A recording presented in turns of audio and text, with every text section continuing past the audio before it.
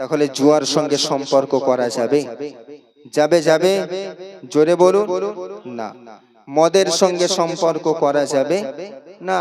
মদ খাওয়ার পরে বউরে ভাবি বলে, আর বুঝতে পারে না সামনে কে দাঁড়িয়ে আছে, আছে না নেই? চাচি দাঁড়িয়ে আছে, বলছে মা। হ্যাঁ হ্যাঁ, কার কি সম্পর্ক তাই ও আর জানে না। কোথায় কি বলতে হবে সে তার হুঁশ হারিয়ে ফেলে। মদ এমন একটা জিনিস, সেই জন্য আল্লাহ পাক রব্বুল আলামিন মদকে হারাম করে দিলেন। বান্দা, মদের সঙ্গে মুমিনের কোনো সম্পর্ক থাকতে পারে পারে না। আসুন আবার কোরআনের দিকে যাই। কথা বুঝতে পারছেন আমার? এগুলো আল্লাহর বিধান।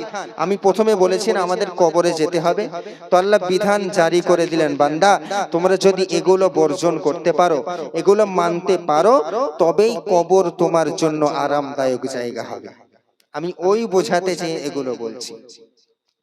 আল্লাহ পাক রব্বুল আলামিন বান্দাকে লক্ষ্য করে বলছেন, বান্দা শোনো, ওগো বান্দা, আমি আল্লাহ সুন্দর ভাবে জানিয়ে দিলাম, ইয়াহাবু লিমান ইয়াশাউ ইনাসাও ওয়া ইয়াহাবু লিমান ইয়াশাউ যুকুর আও ইউযাওবিজুহুম যুকরানা ওয়া ইনাসা ওয়া ইয়াজআলু মান ইয়াশাউ আকিমা। আল্লাহ পাক রব্বুল আলামিন সুন্দর ভাবে জানিয়ে দিলেন, ও গোলাম, আমি আল্লাহ সুন্দর ভাবে জানিয়ে দিলাম, বান্দাদের সন্তানের প্রয়োজন হয়, সন্তান দরকার হয়। অনেক সময় অনেকের সন্তান হয় না, কিন্তু সন্তান আমি আল্লাহ আমার কাছে তারা চাই না। আমি আল্লাহ আমাকে ছেড়ে দিয়ে অনেক মাজারে গিয়ে সন্তান চাই, বাবা সন্তান দিন। অনেক মাজারে গিয়ে মানত করি, ও বাবা আমার সন্তানের প্রয়োজন, আমার একটা সন্তান দিন। আল্লাহ বলেন, বান্দা শোনো, তোমার সন্তানের প্রয়োজন, সন্তান আমার কাছে চাও। আমি আল্লাহ যাকে চাই তাকে কন্যা সন্তান দিই, আবার যাকে চাই তাকে আমি আল্লাহ পুত্র সন্তান দিই, আবার যাকে চাই তাকে আমি আল্লাহ নিঃসন্তান বানিয়ে রেখে দিই, আবার যাকে চাই তাকে আমি আল্লাহ উভয় সন্তানই দিই। জোরে বলুন।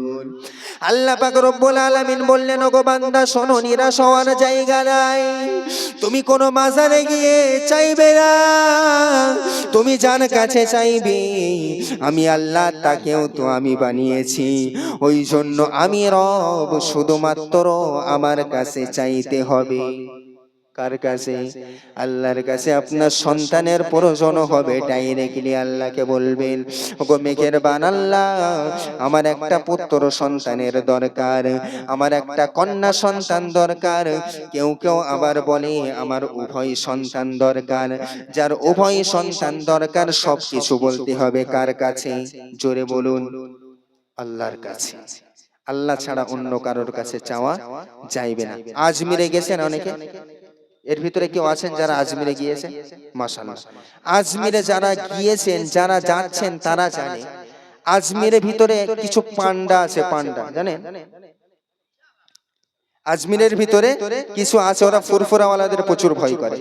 যদি গিয়ে আপনি বলেন আমি ফুরফুরার ভক্ত, তাহলে আপনার থেকে দূরে যাবে আস্তে আস্তে, আপনার আর পাশে আসবে না। কিন্তু যদি মনে করে অন্য জায়গা থেকে এসেছে, তাহলে আপনার খতরা আছে, অসুবিধা আছে। তো তারা আপনাকে ভালোবেসে মোহাব্বত করে মাজারের পাশে নিয়ে যাবে। নিয়ে গিয়ে তারা বলবে, খাজা এ তেরে দর পর আয়ে হে, তু ইসকা ঝোলি ভর দে। কি বলবে? খাজা এ তেরে দর পর আয়ে হে, তু ইসকা ঝোলি ভর দে। বাংলা অর্থ হলো, খাজা এ তোর কাছে এসেছে, তুই এর ঝুলিটা ভরে দে, যা চাই তাই একে দিয়ে দে। বলেন নাউজুবিল্লাহ। দিতে পারে খাজা? দেওয়ার ক্ষমতা আছে? নেই। দেওয়ার মালিক কে? জোরে বলুন, আল্লাহ। যদি খাজা মঈনুদ্দিন চিশতি রহমাতুল্লাহ আলাইহি আজকে বেঁচে থাকতেন, ওইগুলোকে আগে ঠেঙিয়ে শায়েস্তা করতেন। তুমি আমার বিষয় নিয়ে আল্লাহর সঙ্গে সমতুল্য করো। দেনেওয়ালা আল্লাহ, দিতে পারেন আল্লাহ। তুমি বলো যে মঈনুদ্দিন চিশতির ওসিলায় আল্লাহ দিন, তুমি তো ডাইরেক্ট বলছো খাজা ওর ঝুলিটা ভরে। তুমি তো শিরিক করছো। তো আল্লাহ ব্যতীত অন্য কারোর কাছে চাওয়া যাবে? জোরে বলুন, যাবে যাবে যাবে না। শুধু চাইতে হবে কার কাছে? আল্লাহর কাছে। আল্লাহ ছাড়া অন্য কারোর কাছে চাওয়া যাবে না। এখনো আল্লাহর বিধান ইনশাআল্লাহ বলবো, সময় আছে, চিন্তা নেই। কষ্ট হচ্ছে আপনার? জি, কষ্ট হচ্ছে? একবার তাকবীর দেন তো, নারায়ে তাকবীর, নারায়ে তাকবীর। দুরূদ শরীফ, আল্লাহুম্মা সাল্লি আলা সাইয়্যিদিনা।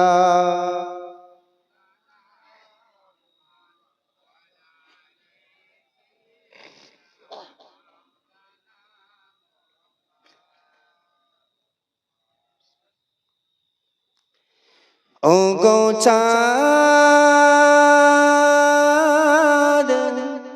তুমি বলে দাও আমার নবীজি কোথায়? ও গো চাঁদ,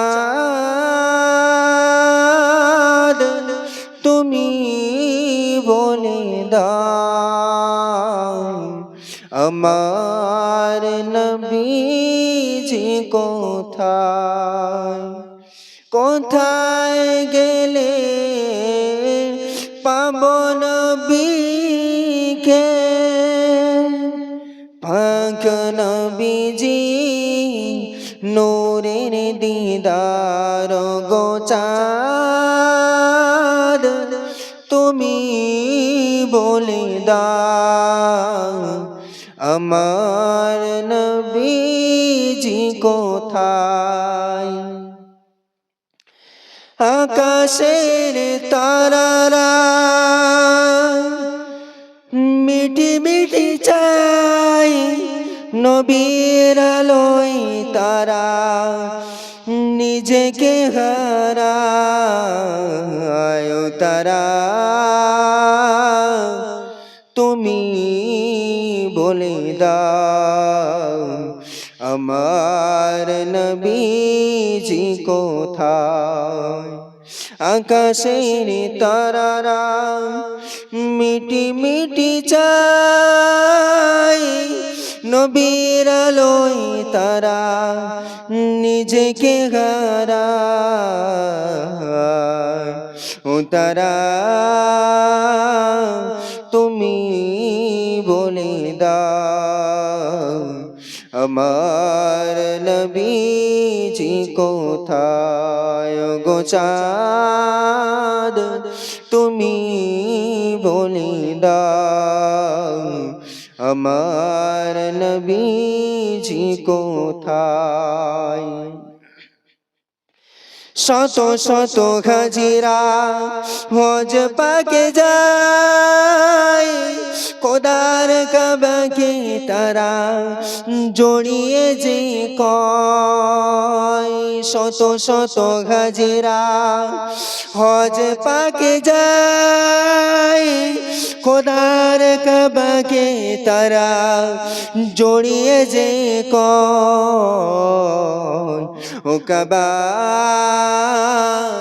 তুমি বলে দাও আমার নবীজি কোথায়? গো চাঁদ, তুমি বলে দাও আমার নবীজি কোথায়? আল্লাহুম্মা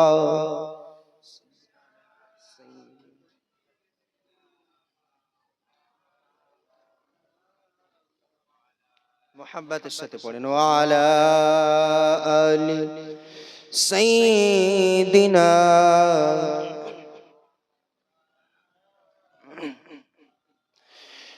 ওগো আল্লাহর গোলাম, আল্লাহ পাক রব্বুল আলামিন জানিয়ে দিলেন, ওগো বান্দারা শোনো, আমি আল্লাহ সুন্দরভাবে আমার বিধানের কথাগুলো জানালাম, আমি আল্লাহ আরো সুন্দরভাবে জানিয়ে দিলাম।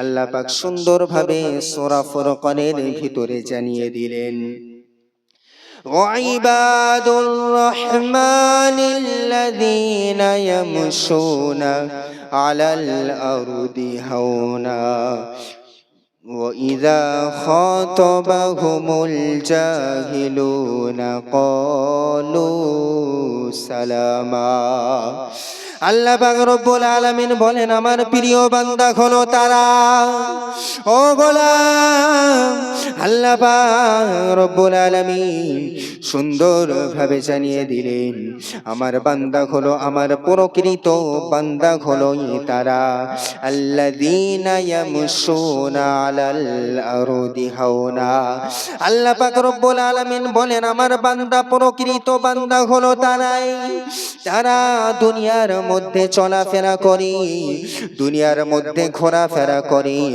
কিন্তু মাথাটা নিচু করে জমিনের ভিতরে চলাফেরা করে তার ভিতরে কোনো রকম অহংকারীর ছায়া থাকে না ওগো বান্দা আপনার টাকা হতে পারে আপনার সম্পদ হতে পারে আপনি অনেক অর্থের মালিক হতে পারে আপনি অনেক সম্পদের মালিক হতে পারেন আপনি বড় নেতা হতে পারেন বড় লিডার হতে পারেন কিন্তু সব সময় মনে রাখতে হবে আল্লাহর বিধান রহমানের বান্দা হলো তারা যারা দুনিয়াতে চলাফেরা করে কিন্তু চলাফেরার সময় মাথাটা নিচু করে জমিনের ভিতরে চলে কথা বুঝেছেন না বুঝেননি আল্লাহ বললেন আমার প্রকৃত বান্দা হলো তারাই যারা দুনিয়ার ভিতরে চলবে চলার সময় মাথাটা নিচু করে চলবে কি করে নিচু করে কিন্তু সমাজের মধ্যে তাকান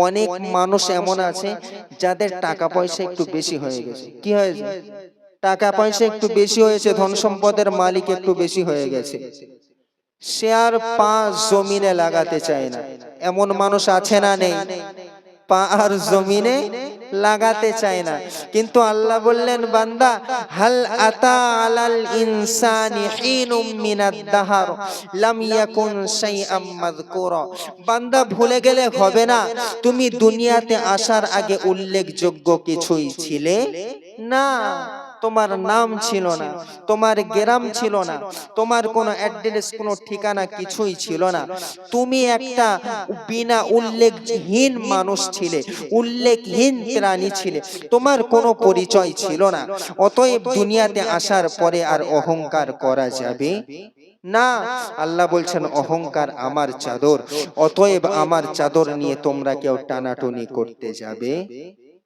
জোরে বলুন কথা বুঝতে পারছেন না পাচ্ছেন না আল্লাহ কোরআনে বলছেন মনোযোগ দিন ইনশাআল্লাহ বুঝতে পারবেন আল্লাহ পাক দ্বিতীয় নম্বর আরো জানিয়ে দিলেন আমি তো অনেক কথাগুলো বললাম আল্লাহ পাকের অনেক বিধান বলতে বলতে এই পর্যন্ত এসেছি আল্লাহ পাক আরো একটি বিধানের কথা বলে দিলেন আল্লাযীনা ইয়ামশুনা আলাল আরদি হাওনা আল্লাহ পাক বললেন ওয়া ইযা খাতাবাহুমুল জাহিলুনা ক্বালু সালামা আল্লাহ পাক রব্বুল আলামিন জানিয়ে দিলেন ও গোলাম আমি আল্লাহ সুন্দরভাবে জানিয়ে দিলাম আমার বান্দা প্রকৃত হলো তারাই যাদের সঙ্গে মূর্খ মানুষ অজ্ঞ মানুষ কথা বলবে তর্ক বিতর্কের ভিতরে জড়াতে চাইবে কিন্তু আমার বান্দার গুণ হবে সেই বান্দা সেখান থেকে শান্তি বজায় রেখে চলে আসবে সে যদি গালি দেয় আমার বান্দা পাল্টা গালি দেবে না সে যদি আঘাত করে আমার বান্দা আঘাত করবে না সে যদি খারাপ কথা বলে আমার বান্দা খারাপ কথা বলতে পারে না যদি তার সমতুল্য হয়ে যায় তাহলে আমার প্রকৃত বান্দা সে হতে পারবে না অতএব যখন অজ্ঞ মানুষ মূর্খ জাহিলের মানুষের সাথে কথোপকথন হবে যখন তাদের সঙ্গে কথোপকথন চলবে তারা যখন খারাপ ভাষায় কথা বলবে আমার বান্দা শান্তি বজায় রেখে চলে আসবে এটাই হলো আল্লাহর বান্দার গুণ এটা আল্লাহর বিধান বান্দার উপরে আল্লাহ জারি করে দিলেন আল্লাহ বলে দিলেন বান্দা কোন অহংকার কোন অজ্ঞ মানুষ মূর্খ মানুষের সঙ্গে যখন কথোপকথন হবে তারা চাইবে তোমার সাথে ঝগড়া করতে এমন মানুষ আছে না নেই সমাজে পায়ে পা দিয়ে ঝগড়া করতে চায় না চাই কি চায় না চাই আপনার সঙ্গে তর্ক করবে বিতর্কে জড়াবে নানান তাল কথা বলবে, আপনাকে গালি দিবে, যাতে আপনি তার সঙ্গে ঝগড়া করেন, যাতে আপনার সঙ্গে ঝগড়া বেঁধে যায়। কিন্তু আল্লাহ বললেন আমার বান্দার গুণ ওটা না, যখন এমন পরিস্থিতির সম্মুখীন সে হবে, সে যেন শান্তি বজায় রেখে চলে আসে। ওগো আল্লাহর বান্দা, আল্লাহ পাক রব্বুল আলামিন আরো বিধানের কথা বললেন। আল্লাহ পাক সুন্দরভাবে জানিয়ে দিলেন, ওয়াল্লাযীনা ইয়াবিতুনা লিরাব্বিহিম সুজদাও ওয়া কিয়ামা। আল্লাহ পাক রব্বুল আলামিন জানিয়ে দিলেন, ও গোলাম, আমি আল্লাহ সুন্দরভাবে জানিয়ে দিলাম আমার বান্দার গুণ হবে, আমার বান্দার বৈশিষ্ট্য হবে, বান্দা মধ্যরাতে, রাতের মধ্য রজনীতে, মধ্যরাত্রিতে আমি আল্লাহ আমার জন্য আমার সম্মুখে সিজদা করবে। আমি আল্লাহ আমার জন্য নামাজের মধ্যে সময় কাটাবে, সিজদারত অবস্থায় সময় পার করবে। আল্লাহ পাক বলেন, ও গোলাম, আমার বান্দার কাজ হলো রাতের মধ্যরাতে আমি আল্লাহ আমার জন্য ইবাদত করবে। হুজুর, শ্রোতারা মনে মনে বলছে হুজুর পাগল হয়ে গেছে, হুজুর পাগল হয়ে গেছে, আমরা দিনের বেলায় নামাজ পড়তে চাইনি তো রাতের মাঝরাতে কি নামাজ পড়বো? এরকম মনে হচ্ছে না? হচ্ছে না? দিনের বেলায় মানুষ নামাজ পড়তে চায় না তো রাতের মধ্য রজনীতে, রাতের মধ্য সময় ওই আরামের বিছানা ছেড়ে নামাজ পড়বে? পড়া যাবে? কিন্তু আল্লাহর আদেশ, যদি আমার প্রিয় বান্দা হতে চাও তবে তোমার ওই মধ্যরাতে উঠে আমি আল্লাহ আমাকে স্মরণ করা লাগবে, আমার জন্য সিজদা করা লাগবে, নামাজের মধ্যে নামাজরত অবস্থায় সময় তোমাকে কাটাতে হবে। আল্লাহ পাকের ঘোষণা এটা। এখন কেউ যদি না করে, কেউ যদি না করে, সে কি ঈমান হারা হয়ে যাবে নাকি? না, নফল ইবাদত। কিন্তু আল্লাহর প্রিয় বান্দা হওয়া যাবে যদি কেউ করে। যদি মধ্যরাতে উঠে কেউ ইবাদত করে আল্লাহর প্রিয় বান্দা হবে, কিন্তু যদি কেউ না করে গোনাহ হবে না, নফল ইবাদত ওটা। বুঝাতে পারছি আপনাদের? ও আল্লাহর গোলাম, আল্লাহ পাক রব্বুল আলামিন আরো বিধান দিলেন, والذين يقولون ربنا اصرف عنا عذاب جهنم إن عذابها كان غراما। আল্লাহ পাক রব্বুল আলামিন জানিয়ে দিলেন আমার বান্দার গুণ হবে, আমার বান্দা আমি আল্লাহ আমার কাছে বলবে, ওগো রব্বি কারীম, ওগো আল্লাহ পাক, ওগো মেহেরবান আল্লাহ, ওগো রব্বুল আলামিন আল্লাহ, আমাদের থেকে আপনার জাহান্নামের আযাব আপনি দূরে সরিয়ে রাখুন। ওগো রব্বুল আলামিন আল্লাহ, ওই জাহান্নাম বড়ই সর্বনাশী জায়গা, জাহান্নাম বড়ই কঠিন জায়গা। ওগো আল্লাহ, ওই জাহান্নাম আমাদের থেকে আপনি দূরে সরিয়ে রেখে দিন। এবার আপনি চিন্তা করে বলুন, বর্তমান আমরা এমন দোয়া করি কি করি না? কতজন করি? জোরে বলুন।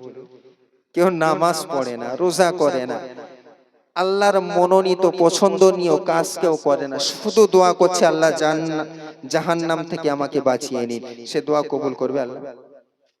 আল্লাহ কবুল করবে? জোরে বলুন। কোনো চান্স নেই। নামাজ পড়ছে না, রোজা রাখে না, আল্লাহর কোনো ইবাদত বান্দেগি সে করে না, তো আল্লাহ কি কবুল করবে? করবে আল্লাহ কবুল করবে? কবুল করবে না। অতএব আল্লাহ পাক রব্বুল আলামিনের কাছে দোয়া কবুল করাতে গেলে আল্লাহর বিধানগুলো মানা লাগবে, আল্লাহর ইবাদতগুলো করা লাগবে, তারপরেই না আল্লাহর কাছে চাইলে আল্লাহ কবুল করবে। জি, ওগো আল্লাহর গোলাম, আল্লাহ পাক রব্বুল আলামিন আরো বিধানের কথা বললেন, কোরআনের দিকে ফলো করুন। والذين إذا أنفقوا لم يسرفوا ولم يقتروا وكان بين ذلك قواما। আল্লাহ পাক রব্বুল আলামিন বলেন আমার বান্দার গুণ হবে, ও বান্দা আমি আল্লাহ আমার বান্দার বৈশিষ্ট্য হবে, বান্দা দুনিয়াতে যখন ব্যয় করবে, যখন অর্থ সম্পদ খরচ করবে, তারা অপব্যয় করবে না, আমার বান্দা অপচয় করবে না, আবার আমার বান্দা কার্পণ্যতাও করবে না, কৃপণতাও করবে না। আমার বান্দা অপচয় করবে না, কৃপণতাও করবে না, এর মিডিলে দাঁড়িয়ে থাকবে। আমার বান্দা অপচয় করবে না, অপব্যয় করবে না, কৃপণতাও করবে না, এর মিডিল পজিশনে আমার বান্দা দাঁড়িয়ে থাকবে। যতটা প্রয়োজন ততটাই খরচ করবে, যতটা দরকার ততটাই ব্যয় করবে, এবং আমার যতটা প্রয়োজন তার থেকে কম খরচ করা যাবে না। তাহলে আপনি আবার কৃপণের খাতায় যাবেন? আল্লাহ তো বলেই দিয়েছেন আমার বান্দা অপব্যয় করবে না, অপচয় করবে না, আবার কৃপণতাও করবে না। এর মাঝামাঝি মিডিলে বসে থাকতে হবে, মানে যেটা প্রয়োজন সেটা মেটানো লাগবে। আপনার বাড়িতে উদাহরণস্বরূপ বলছি, আপনার বাড়িতে 1 কেজি মাংসের দরকার, আপনি আর 5 কেজি নিয়ে অপব্যয় করতে পারবেন না। আবার আপনার 5 কেজি দরকার, আপনি 1 কেজি নিয়ে আবার কৃপণতাও করা যাবে না, মিডিল পজিশনে বসে থাকুন। আপনার ধন সম্পদ আছে, আপনার যদি ব্যয় করতে ইচ্ছাই হয়, আপনি দেখুন গ্রামের ভিতরে কারা এতিম আছে, আপনার আশেপাশে দেখুন কারা মিসকিন আছে, কারা অসহায় আছে, কারা দুস্থ ব্যক্তি আছে, আপনি তাদেরকে সহযোগিতা করুন, তাদের দিকে হাত বাড়িয়ে দিন। আপনি যেমন খান, আপনি একবার খোঁজ নিয়ে দেখুন যে তারা খেতে পাচ্ছে কিনা, তাদের বাড়িতে খাবার আছে কিনা, তাদের বাড়িতে সুন্দর পোশাক আছে কিনা, তাদের শোয়ার জায়গাটা সুন্দর আছে কিনা।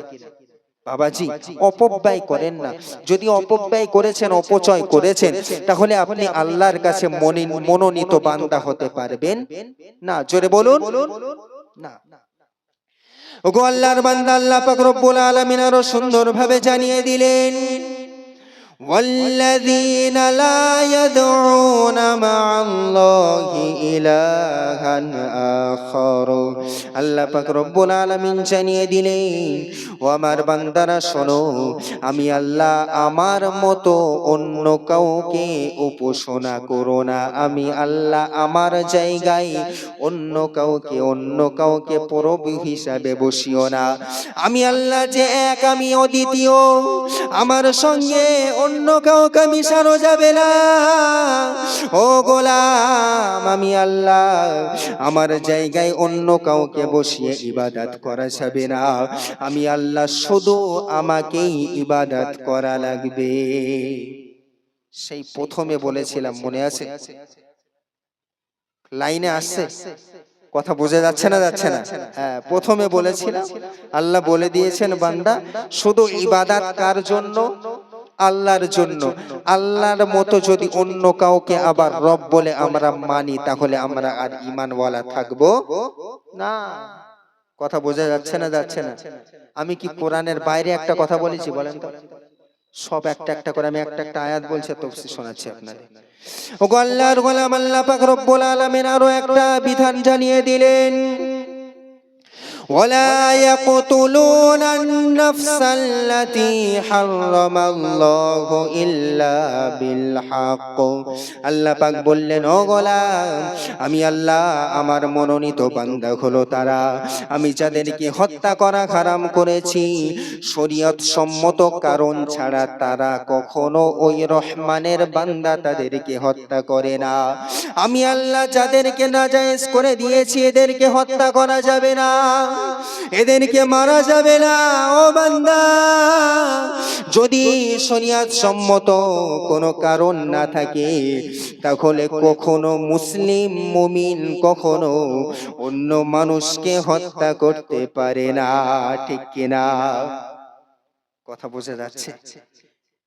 সম্প্রীতি বোঝা যাচ্ছে?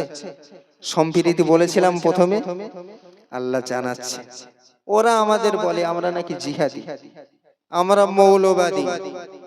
মুসলিমরা মৌলবাদী, এরা জিহাদি, এরা জিহাদ করতে ভালোবাসে। আরে ভাই না, মুসলমান জিহাদ করতে ভালোবাসে না। যখন মুসলিমদের ধর্মে আঘাত আসে তখন এরা আগে বাড়ে, তার আগে না। আগে বাড়ে নাকি? কখনো না। আল্লাহর রাসূল 1500 বছর আগে শিখিয়ে গিয়েছেন সেই আদর্শ। সময় তো বেশি নেই, না হলে বলতাম।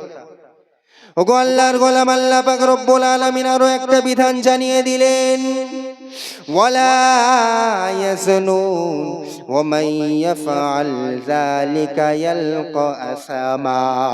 আল্লাহ পাক রব্বুল আলামিন জানিয়ে দিলেন আমার বান্দা কখনো জিনা ব্যভিচারী করতে পারে না। ও গোলাম, ও গো যুবকেরা, যুবতী নারীরা, তোমরা কানটা খুলে শুনে রেখে দাও, জিনা ব্যভিচারী কখনোই রহমানের বান্দার গুণ হতে পারে না। হতে পারে? একটু জোরে বলুন, হতে পারে না। আল্লাহ জানিয়ে দিলেন জিনা ব্যভিচারীর সঙ্গে কোন রকম সম্পর্ক বানানো যাবে না। এর মাঝখানে আমি আর একটা জিনা ব্যভিচারী যেহেতু এসছে, আমি আর একটা আয়াত তুলে ধরবো ইনশাআল্লাহ। মানে এইখান থেকে অন্য জায়গায় চলে যাব, একটু এটাকে শেষ করে নিই। তাহলে জিনা ব্যভিচারীর সঙ্গে সম্পর্ক বানানো যাবে না। যাবে? জোরে বলুন। ওগো আল্লাহর গোলাম, আল্লাহর হাবিব সাল্লাল্লাহু আলাইহি ওয়াসাল্লাম জানিয়েছেন, ওগো আমার উম্মতেরা শোনো, কিয়ামতের কঠিন ময়দানে যেদিন সূর্যটা মাথার উপরে আসবে, সূর্যটা টকবক করে ফুটবে, সেই সময় সবাই ঘামের ভিতরে হাবুডুবু খাবে। সকলে ইয়া রব্বি নাফসি, ইয়া রব্বি নাফসি করে চিৎকার করবে। বাঁচানোর মতো কেউ থাকবে না, বাঁচানোর মতো কেউ পাশে আসবে না। এইরকম কঠিন পরিস্থিতিতে, এই কঠিন দিনে এক শ্রেণীর মানুষ, 7 শ্রেণীর মানুষ আরশের নিচে ছায়া পাবে। 7 শ্রেণীর ভিতরে এক শ্রেণীর মানুষ হলো তারাই যারা জিনা ব্যভিচারী থেকে নিজেকে বাঁচিয়ে নেয়। কোন যুবতী নারী যুবককে আহ্বান করে, ডাকে গুনার কাজের জন্য, খারাপ কাজের জন্য তাকে নিজের দিকে আকৃষ্ট করে, কিন্তু যুবক বলে ইন্নী আখাফুল্লাহ, আমি আল্লাহকে ভয় করি, আমি তোমার প্রস্তাবকে গ্রহণ করতে পারলাম না। ঠিক তদরূপ কোন যুবক যদি যুবতী নারীকে ডাকে গুনার জন্য, সেও বলে ইন্নী আখাফুল্লাহ, আমি আল্লাহকে ভয় করি, আমি তোমার প্রস্তাব গ্রহণ করতে পারলাম না। যদি এমন যুবক যুবতী হতে পারে, রাসূল বলেন, ওগো আমার উম্মতিরা, ওগো আমার উম্মতেরা, আমি রাসূল জানিয়ে দিলাম কিয়ামতের কঠিন ময়দানে আরশের নিচে আল্লাহ পাক তার জন্য ছায়া করে দেবেন। একটু জোরে বলুন, আর একটু জোরে হবে না? যারা জিনা ব্যভিচারী থেকে বাঁচাতে পারবে তাদের জন্য এই ফ্যাসিলিটি। আরশের নিচে 7 শ্রেণীর মানুষ ছায়া পাবে, তার মধ্যে ওই এক শ্রেণী। আমি ওদিকে আর যাচ্ছি না, আমি এই বিষয়গুলো এখন শেষ করব। ওগো আল্লাহর গোলাম, আল্লাহ পাক রব্বুল আলামিন নারীদেরকে নিয়ে একটা বিধান জারি করে দিলেন। মেয়েরাও শুনছে, ওরা মনে করে হয়তো হুজুর আমাদের নিয়ে বলবে না, আল্লাহ পাক হয়তো আমাদের জন্য নির্দিষ্ট করে কোন কোরআনের আয়াত নাযিল করেননি। কিন্তু যদি এমন ভাবনা তারা ভাবে, বড়ই ভুল ধারণা ভেবেছে। আল্লাহর গোলাম আল্লাহ পাক রব্বুল আলামিন সুন্দরভাবে জানিয়ে দিলেন, وقل للمؤمنات يغضضن من أبصارهن ويحفظن فروجهن ولا يبدين زينتهن إلا ما ظهر منها। আল্লাহ পাক রব্বুল আলামিন হাবিবকে ডেকে বলেন, হাবিব আপনি জানিয়ে দিন, যে সকল নারীরা ঈমান এনেছে, যারা ঈমানওয়ালা বলে দাবি করে, আপনি ওই সমস্ত নারীদের পর্যন্ত আমার এই বাণীটা আপনি পৌঁছে দিন, তারা যেন তাদের লজ্জা স্থান এবং তাদের শরীরটাকে তারা হেফাজত করে। আমি আল্লাহ পাক এই বিধানটা জানিয়ে দিলাম, ওগো হাবিব আপনি জানিয়ে দিন। ওগো হাবিব আপনি বলে দিন, তারা যেন তাদের লজ্জা স্থানের হেফাজত করে এবং তাদের সৌন্দর্য যেন ঢেকে রাখে। যাদের সামনে আমি ঢেকে রাখা জায়েজ করে দিয়েছি, তারা ব্যতীত যেন কোন গায়রে মাহরাম অন্য কোন পুরুষের সামনে তারা যেন তাদের চেহারাটা প্রদর্শন না করে। কে বললেন? জোরে বলুন। আল্লাহ পাক জানিয়ে দিলেন, নারীরা যেন তাদের লজ্জা স্থানের হেফাজত করে। কি করে? জোরে বলুন না। লজ্জাস্থানের হেফাজত করে, তারা যেন তাদের শরীরটাকে ঢেকে রাখে। আল্লাহর বিধান আল্লাহ জানাচ্ছেন বান্দাদেরকে। নারী যারা আছে, যারা মেয়েরা শুনছে তাদেরকে বলছি, আল্লাহর হাবিব সাল্লাল্লাহু আলাইহি ওয়াসাল্লাম বললেন, ও আমার উম্মতিরা শোনো, তোমরা যখন ঘর থেকে বার হবে তখন তোমরা পা থেকে মাথা পর্যন্ত গোটা শরীরটা ঢেকে বার হবে। পা থেকে মাথা পর্যন্ত যেন কোনো অঙ্গ যেন খোলা না থাকে, এমন পোশাক পরে বার হবে তোমাদের শরীরের উঁচু নিচু ভাঁজগুলো যেন মানুষ বুঝতে না পারে। কিন্তু বর্তমান সমাজের নারী যারা আছে, বিশেষ করে যুবতী নারী, তারা যখন ঘর থেকে বার হয় এমন পোশাক পরিধান করে যে পোশাকটা শরিয়ত মেনে নেয় না, শরিয়ত হারাম বলে সাব্যস্ত করেছেন, আল্লাহর রাসূল হারাম বলে সাব্যস্ত করে দিয়েছেন। সেই রকম পোশাক পরিধান করে সমাজের মধ্যে বার হয়। নিজের লজ্জা স্থানের হেফাজত করার কোনো সুযোগ নাই, সময় নাই। সে চিন্তা করে না এটা আল্লাহ পাক আমার উপরে ফরজ করে দিয়েছেন, আমার শরীরটাকে ঢেকে তারপরে বার হতে হবে। কিন্তু না না না, তারা তাদের শরীরকে ঢাকতে চায় না, এমন নারী সমাজের মধ্যে আছে না নাই? জোরে বলো, আছে না? আছে। যারা বাবা আছেন মেয়েদেরকে সামলান, সমস্যা আছে, বুঝতে পারছেন না? আল্লাহর বিধান না মানলে কি হবে সেটা আমি পরে বলে দিচ্ছি। তবে তার আগে বলি, যদি আল্লাহর বিধান ইনকার করেছেন, অস্বীকার করেছে, তাহলে সমস্যা আছে, অসুবিধা আছে। কথা বুঝছেন না? বুঝছেন না? বুঝতে পারছেন না? হ্যাঁ, বাবা যারা আছেন, ভাই যারা আছো, আমি তাদেরকে বলবো, যুবক ভাইয়েরা বোনদেরকে সামলে রাখো। রাস্তাঘাটে ওইভাবে ছেড়ে দেবে না, ওইভাবে ছাড়বে না। ঘর থেকে বার হওয়ার আগে পর্দার সাথে বার করো। সে তোমার কাছে আবদার করছে, আমার এই অমুক ড্রেস দরকার, পাকিজামা, নাইরা, তারপরে আরো লেহেঙ্গা, নানান তার সারা ড্রেস, যে কটা ড্রেসের নাম বলেছি এগুলো সব পরা না যায়, পরা যাবে না। এমন অবস্থা ওই ড্রেসগুলো, পেট দেখা যাচ্ছে, বুক দেখা যাচ্ছে, পিঠ দেখা যাচ্ছে। কোন শরিয়ত জায়েজ করেছে? জায়েজ আছে নাকি? জায়েজ নেই। এসব পোশাক জায়েজ নেই মেয়েদের জন্য। আর ওই সব পোশাকই মেয়েরা ভালোবাসছে বর্তমান। ওই পোশাক পরেই বার হবে, মুখে মেকআপ করছে, সেই লেভেলের মেকআপ চলছে। যারা স্টেশনারির দোকান করেছে না, ওরাই সব থেকে বেশি বড় লোক হচ্ছে, মেকআপ বিক্রি করে করে। মেকআপ বক্স যা বিক্রি হচ্ছে সমাজের মধ্যে, মানে অতুলনীয়। মুদিখানার মালও অত বিক্রি হয় না। কথা বোঝাতে পারছি? তারা সাজসজ্জা করে সুন্দর করে বার হচ্ছে সমাজের মধ্যে। তাদের টার্গেট হলো একটাই, যুবকদেরকে আকৃষ্ট করা। কি করা? যুবকদেরকে আকৃষ্ট করা। যুবকরা যেন আমার উপরে ফিদা হয়, আমার উপরে পাগল হয়ে যায়, আমার পিছনে ছুটে। তাদের টার্গেট ওই। কিন্তু তারা জানে না যে যুবক আসলে পছন্দ করে কি। ও মনে করছে এমন সাজসজ্জা করে, সুন্দর ড্রেস করে বার হলে, চুলটা ছেড়ে দিয়ে মাথায় ওড়না নেই, বুকে ওড়না নেই, এই অবস্থায় যদি আমি সমাজের মধ্যে চলি, যুবকেরা আমার দিকে আকৃষ্ট হবে, আমাকে পছন্দ করবে। ওকে নারী, কানটা খুলে শুনে রেখে দাও, তোমার এই সাজসজ্জা, তোমার এই সুন্দর ড্রেস তুমি মনে করছো তারা পছন্দ করবে, সমাজের ভিতরে তাদের কাছে আমি একটা পছন্দনীয় নারী হয়ে সাব্যস্ত হব। কিন্তু আসলে না না না, তুমি যুবকদের মাইন্ড সেটআপ জানো না।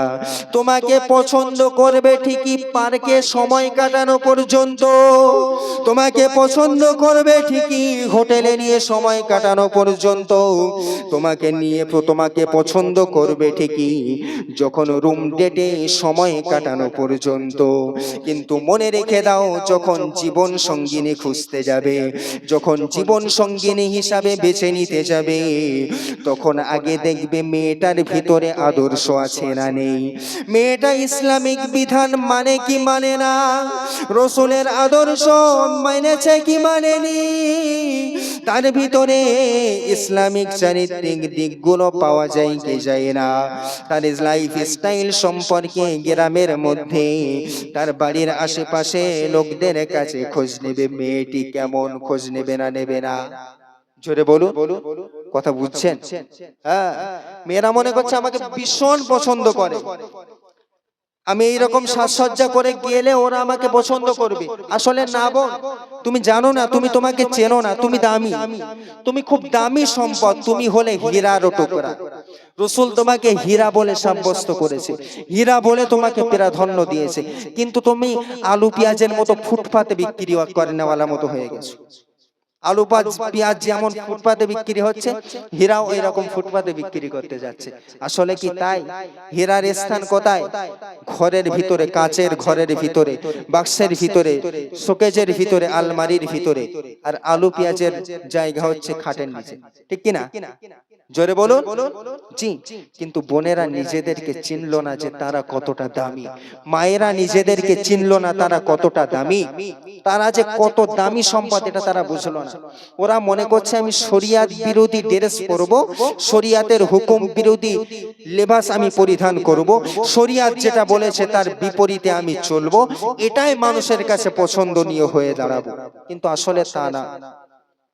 বোন, তোমাদের কাছে আমার অনুরোধ, তোমরা তোমাদেরকে চিনতে শেখো। তোমরা যে কতটা দামি তোমরা জানো না, তোমরা জানো না রাসূল তোমাদেরকে কত দামি করেছেন। একটা সময় যখন তোমরা মা হবে তখন তোমরা জান্নাতের মালিক হবে। সুবহানাল্লাহ, ঠিক কিনা?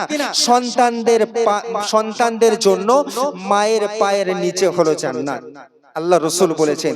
তবে মা তো তেমন হওয়া লাগবে নাকি? তুমি যদি ওই ইনস্টাগ্রাম ফেসবুকে রিলস বানিয়ে ছাড়ো, তুমি আবার জান্নাতের মালিক হবে? রিলস বানাচ্ছে না বানায় না? খুলে দেখেন ফেসবুক আর ইনস্টাগ্রাম, শুধু মুসলিম মেয়েরা বেশি তার ভিতরে, শুধু ভিডিও বানাচ্ছে, রিলস, পর্দা নেই, কিচ্ছু নেই, অন্যা নেই, গায়ে কাপড় নেই, কিচ্ছু নেই, চলছে শর্ট ভিডিও বানাচ্ছে, 20 সেকেন্ড 30 সেকেন্ডের ভিডিও আপলোড দিয়ে দিচ্ছে। দেখো, তুমি যে দামি, তুমি ওইভাবে রিলসের জায়গায় না, তোমার স্থান মানুষের অন্তরে, মানুষের মাথায় থাকবে। কিন্তু তুমি তো নিজেকে নিজেই শেষ করে দিচ্ছ। ওহে বোন আমার, তোমাদের কাছে আমার একটাই অনুরোধ, তোমরা নিজেকে চিনতে শেখো, নিজেকে প্রাধান্য দাও। তুমি যে কতটা দামি সম্পদ, একটু ভাবনা চিন্তা করো। একটা সময় ছিল যে নারীদেরকে কোন রকম সম্মান মর্যাদা দেওয়া হতো না। জাহিলিয়াত যুগে আল্লাহ রাসূল আসার পূর্বে সেই সময় নারী যদি কন্যা সন্তান জন্ম নিলে তাদেরকে জীবিত মাটিতে পুঁতে দেওয়া হতো, মেরে ফেলতো। কোনো কদর ছিল না, কোনো সম্মান ছিল না। আরো একটা ক্লিয়ারলি কথা বলে দিই, আল্লাহ রাসূল আসার আগে মেয়েদের যে মাসে একটা শরীর খারাপ হয় না, মেয়েদের যে পিরিয়ডটা হয়, সেই সময় সেই নারীদের জায়গা থাকতো গরুর গোয়ালে, ছাগলের সঙ্গে, ঘরে আর জায়গা দিত না। নিকৃষ্টতম জাতি বলে মনে করত জাহিলিয়াত যুগের মানুষেরা। আল্লাহ রাসূল আসার পরে সেই নারীদের সম্মান আর মর্যাদা আল্লাহ রাসূল আলাদা জায়গায় দিয়ে দিয়েছে। বোনেরা, তোমরা সেই রাসূলের আদর্শটাকে চিনতে শেখো। যে রাসূল তোমাদেরকে এত দামি করে দিয়েছেন, সেই রাসূলের বিরুদ্ধে পা বাড়াও কি করে? আমার কথা হলো এটাই, যদি আল্লাহর রাসূলের বিরুদ্ধে তোমরা গিয়েছো, তবে মনে রেখে দিও জান্নাত পাওয়া অত সহজ জোরে বলুন, সহজ নাকি? কথা বলছেন জি? 15 টাকা কেজি আলুর দরে দর না গো, জান্নাত অত সহজ না। আমরা যেরকম মনে করছি অতটা সহজ না। জান্নাত পেতে গেলে আলাদা কিছু করা লাগবে। সেই এই প্রায় 2 ঘন্টা হতে গেছে, প্রায় 10 মিনিট মতো বাকি আছে। তো এই 2 ঘন্টার ভিতরে আপনি বলুন আমি কতটা কোরআনের আয়াত বলেছি? আর যে কটা আমি রেফারেন্স দিয়েছি সব কোরআন থেকেই দিয়েছি। আলহামদুলিল্লাহ, সামনে যে কটা বলবো সেটাও কোরআন থেকেই বলবো। তো বলুন, এই যে বিধানগুলো আল্লাহ পাক জারি করে দিলেন বান্দাদের জন্য, যদি কেউ আপন করে নেয়, মেনে নেয়, সেই হবে কামিয়াবি। তো আল্লাহ পাক রব্বুল আলামিন নারীদের জন্য, মেয়েদের জন্য বিধান দিয়ে দিলেন, মেয়েরা তোমরা তোমাদের লজ্জা স্থানের হেফাজত করো। যখন তোমরা রাস্তায় বার হবে তখন তোমরা হিজাব করে, সুন্দর করে বোরকা পরে, তোমাদের সৌন্দর্য ঢেকে তারপরে বার হও। কারণ তুমি তোমার সৌন্দর্য উন্মুগ্ধ করে যখনই বার হবে, একটা যুবক দেখবে, দেখার পরে সে তোমার প্রতি আকৃষ্ট হবে, তার মাইন্ড সেটআপ অনেক খারাপ পর্যন্ত পৌঁছাতে পারে, তখন সেও গুনাহগার হবে, তুমিও গুনাহগার হবে। সেই জন্য তুমি চিন্তা করো এটাই, তুমি চেষ্টা করো এটাই যে তোমার দ্বারা যেন আর একটা মানুষ গোনার কাজ করতে না পারে।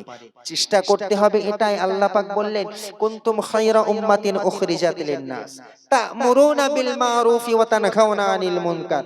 আল্লাহ পাক বললেন খায়রা উম্মাত, ভালো বান্দা ভালো উম্মাত তো তারাই যারা সৎ কাজের আদেশ দেয় আর অসৎ কাজ থেকে মানুষকে বিরত রেখে দেয়। তো আমাদের কাজ হবে মানুষকে সৎ কাজের আদেশ দেয়া, সঠিক কথাগুলো বলা, সঠিক পথের প্রতীক বানানো। কিন্তু আমাদের দ্বারা যদি মানুষ গুনাহগার হয়, আমি আল্লাহর কাছে পছন্দনীয় বান্দা হিসাবে সাব্যস্ত হব? জোরে বলুন না। অতএব মেয়েদের দ্বারা, বোনদের দ্বারা যেন সামনের যুবক, সামনের মানুষ কোন রকম গোনার ভিতরে জড়িয়ে না পড়ে, এটা আমাদের মাথায় রাখতে হবে। মাথায় রাখা যাবে ইনশাআল্লাহ।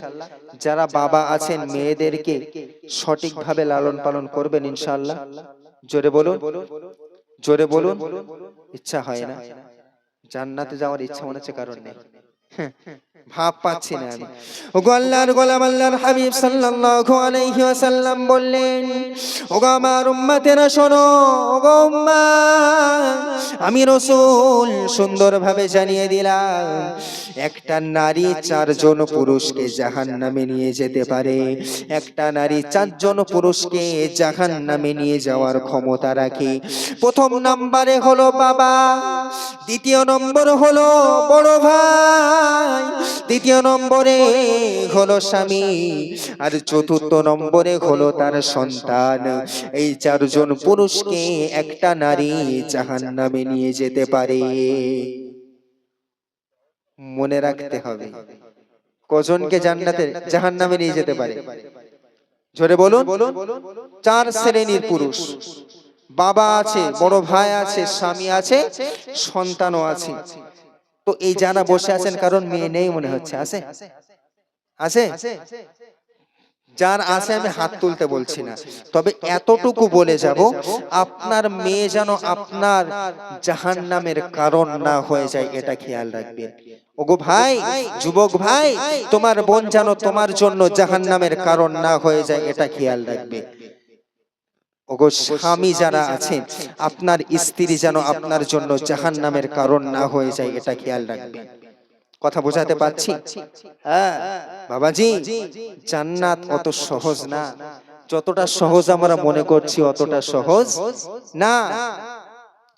আল্লাহ পাক রব্বুল আলামিন সুন্দরভাবে জানিয়ে দিলেন, ওগো আমার বান্দারা শোনো, ইন্নাল্লাযীনা আমানু ওয়া আমিলুস সালিহাতি কানাত লাহুম জান্নাতুল ফিরদাউসি নুজুলা।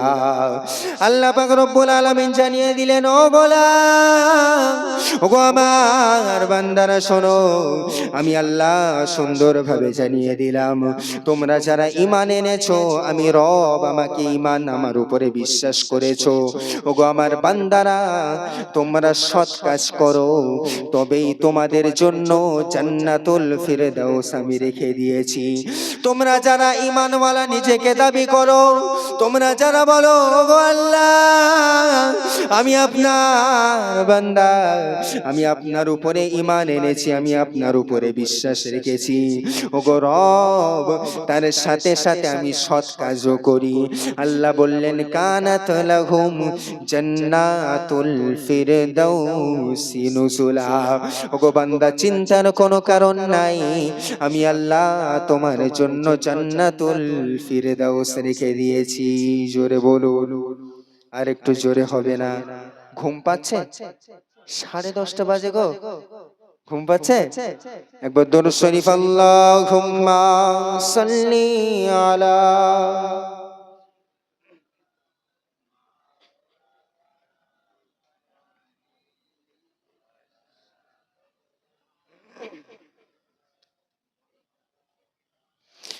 हरा गुंबद जो देखोगे जमाना भूल जाओगे, अगर तैबा को जाओगे तो आना भूल जाओगे।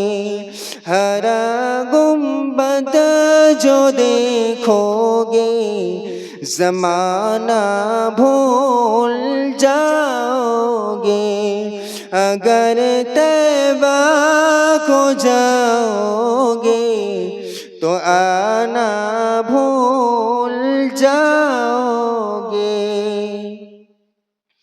ना इतराओ ज्यादा चांद तारों अपनी रंगत पर ना इतराओ ज्यादा चांद तारों अपनी रंगत पर मेरे आका को देखोगे चमकना भूल जाओगे একটু জোরে বলুন मेरे आका को देखोगे चमकना भूल जाओगे हदीसे मुस्तफा पर तुम जो हो जाओ अमल पेरा हदीसे मुस्तफा पर तुम जो हो जाओ अमल पेरा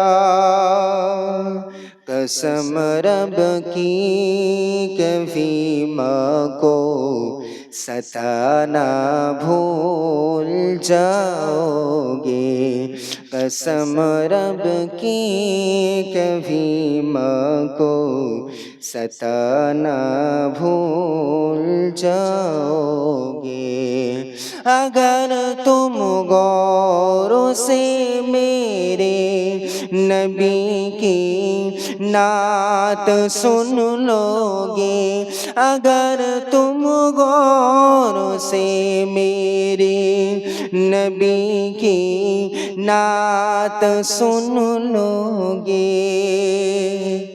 मेरा दावा है तुम गाना बजाना भूल जाओगे हरा गुंबद जो देखोगे जमाना भूल যাওগে এর পরের যে কলিটা আসছে শোনার পরে একজনের যদি জবান বন্ধ থাকে তাহলে তুমি এই যে পোস্টার টাঙাচ্ছ না আই লাভ মুহাম্মদ সাল্লাল্লাহু আলাইহি ওয়াসাল্লাম তুমি দাবি করতে পারবে না যদি সুবহানাল্লাহ মুখ থেকে না বার হয় পরের যে কলিটা আসছে ইনশাআল্লাহ तुम्हारे सामने होगा कभी जब गुंबदे खजरा तुम्हारे सामने होगा कभी जब गुंबदे खजरा नजर जम जाएगी उस पर हटाना भूल जाओगे একটু জোরে হবে না সুবহানাল্লাহ তাকবীর দেন নারায়ে তাকবীর नाराए तकबीर तुम्हारे सामने होगा कभी जब गुंबदे खजरा तुम्हारे सामने होगा कभी जब गुंबदे खजरा नजर जम जाएगी उस पर हटाना भूल जाओगे हरा गुंबद जो देखोगे ज़माना भूल जाओगे अल्लाहुम्मा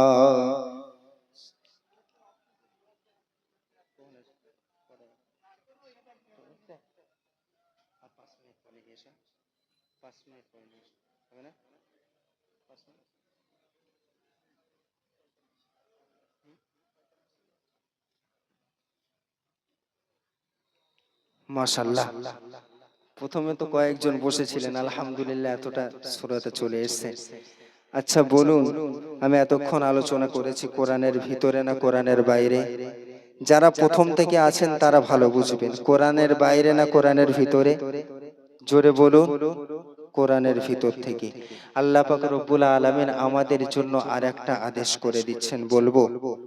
বলবো শুনবেন সবাই ইনশাআল্লাহ। ওগো আল্লাহর গোলাম, আল্লাহ পাক রব্বুল আলামিন সুন্দর বলেন, ও গোলাম আমি আল্লাহ সুন্দরভাবে জানিয়ে দিলাম, ইল্লা মান তাবা ওয়া আমানা ওয়া আমিলা সলিহান। আল্লাহ পাক রব্বুল আলামিন বলেন, আমি আল্লাহ সুন্দরভাবে জানিয়ে দিলাম আমার প্রকৃত প্রিয় বান্দা হলো তারা যারা আমি আল্লাহ আমার কাছে তওবা করে এবং সৎ কাজের সঙ্গে জড়িত হয়। বান্দা তো গুনাহ করবে এটা আল্লাহ জানেন, আল্লাহ পাক সবকিছু জেনেই বলেন, গো বান্দারা শোনো, তুমি গুনাহ করবে এটা আমি জানি, গুনাহ করার পরে আমি আল্লাহ আমার কাছে ফিরে আসবে, আমি আল্লাহ আমার কাছে তওবা করবে। ওগো রব্বি করিম, আমি আমার জীবনটা গুনাহ দিয়ে ভরিয়েছি, ওগো আল্লাহ পাক আল্লাহ তাআলা আমাকে আপনি মাফ করে দিন। ওগো মেহেরবান আল্লাহ, ওগো খোদা, আমি বান্দা গুনাহ করতে ভালোবাসি, কিন্তু আপনি রব, আপনি ক্ষমা করতে ভালোবাসেন। রব্বি করিম, আপনার কাছে করুণ মিনতি করি আল্লাহ, আমার তামাম জিন্দেগির গুনাহ খাতাকে মাফ করে দিন।